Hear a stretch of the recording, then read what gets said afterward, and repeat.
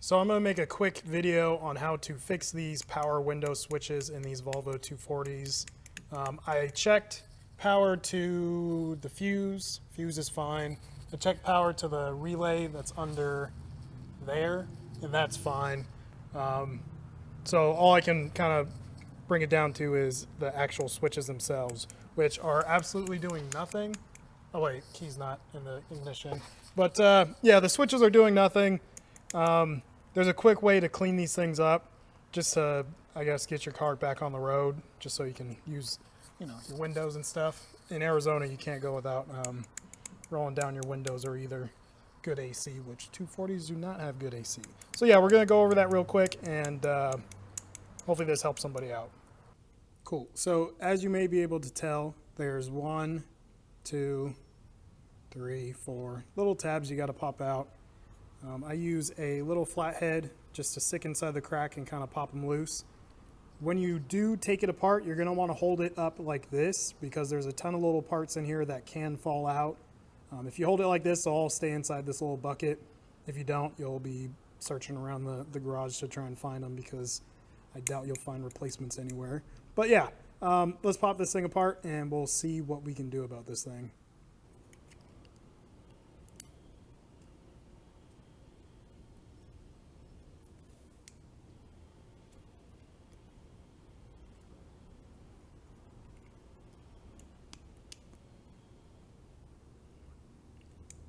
Funny because it acts like it wants to come apart because technically it does have some preload in it with the little springs, but just finesse it. You don't want to push too hard because this is pretty old plastic,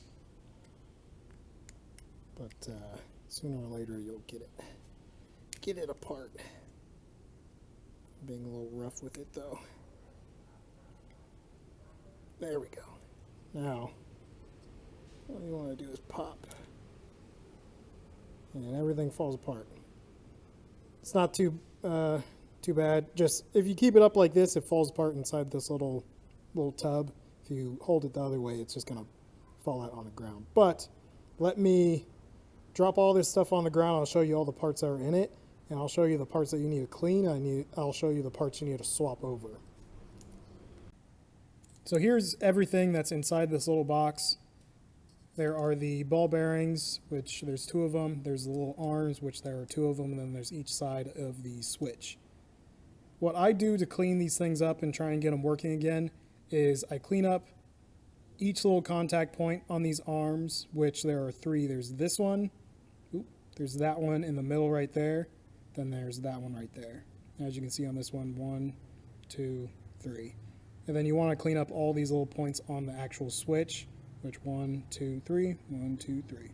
And you want to clean up all of them. I usually use steel wool. We'll see if I have any steel wool. But yeah, we'll clean up all these little contact points. But what I do to, I guess, quote unquote, refresh it is you can see on each end, these things make contact with the switch on this end. And I'm sure, like, I guess, sparks fly or something like that, but you can see they're a little more worn out than the other sides. So what I like to do is actually switch them around. Like, I would put this side that looks a little more worn out on this side that's not as worn out, and vice versa on the other side. This side that's not worn out, this side on the side that does look worn out. I think this is the positive end, this is the negative end.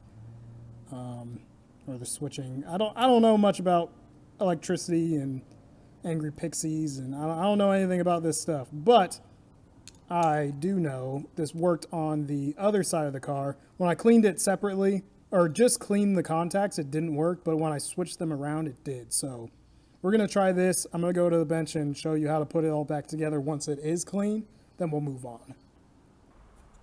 So now that we have everything cleaned up, I actually can't find my steel wool, but I use a little wire brush to kind of scrape at it.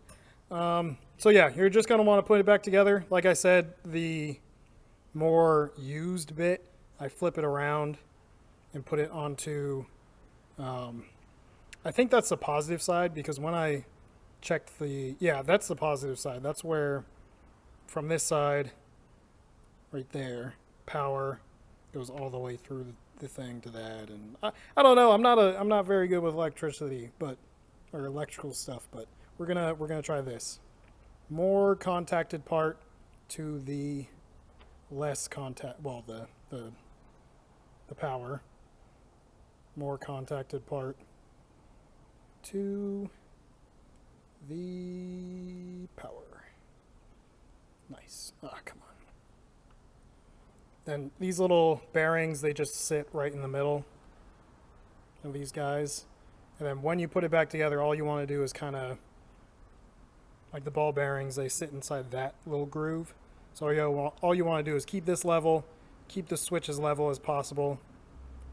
And